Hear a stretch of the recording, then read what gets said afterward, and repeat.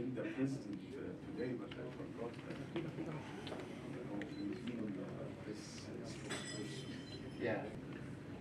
We used to help each other. Yes, we have the experience.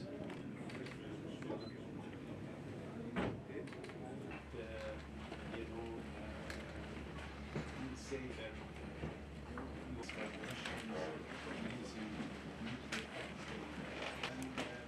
and for us it's a matter of principle. Of course.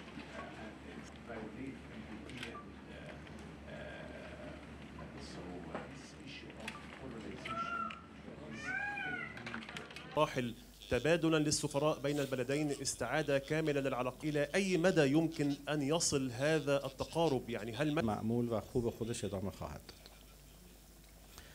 در خصوص جمهوری اسلامی ایران دارای یک برنامه صلح‌آمیز هسته‌ای هست و ما نسبت به صلح‌آمیز بودن برنامه هسته‌ای خودمون اطمینان داریم و حاضر هستیم که این اطمینان رو به هر کسی دیگری و هر جای دیگری که بخواد منتقل بکنیم. ما چیزی برای پنهان کردن نداریم. برنامه هسته‌ای ما کاملا صلح‌آمیزه. غنیسازی در ایران با اهداف صلح‌آمیز داره صورت میگیره. غنیسازی یک دستاورد بزرگ علمی هست که توسط دانشمندان ایرانی به دست آمده.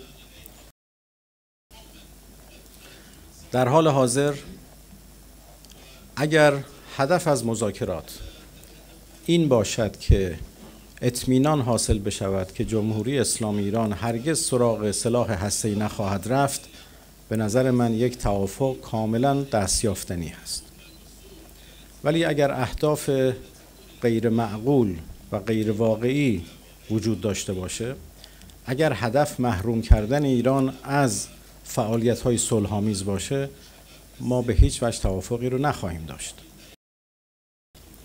ما برای اثبات حقانیت خودمون، برای اثبات صلح‌آمیز بودن برنامه هسته‌ای خودمون هیچگاه میز مذاکره رو ترک نکردیم و الان هم ترک نخواهیم کرد و در پشت میز مذاکره از حقانیت مردم ایران، از حقوق مردم ایران دفاع خواهیم کرد.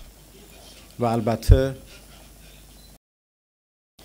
تهدیدات اسرائیل علیه تأسیسات هسته‌ای یک کشور دیگه، تأسیسات هسته‌ای صلح‌آمیز، کاملا برخلاف قوانین بین‌الملل هست و یک جرم بزرگ بین‌المللی شمرده میشه. هر گونه تهدید علیه تأسیسات صلح‌آمیز هسته‌ای یک جرم بزرگ بین‌المللی هست. من تصور نمی کنم که اسرائیل چنین اشتباهی رو مرتکب بشه، چرا که در صورت چنین اشتباهی اون کسی که بیشتر از همه افسوس خواهد خورد و متاسف خواهد شد خود اسرائیل خواهد بود. ما همونطوری که سلاح‌های هسته‌ای رو رد می‌کنیم و به دنبال اونها نیستیم، از حقوق هسته‌ای خودمون هم صرف نظر نمی‌کنیم.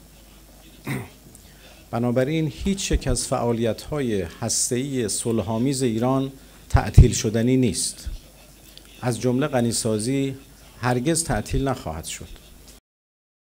We say things as they are without a political agenda. There is a need for more transparency.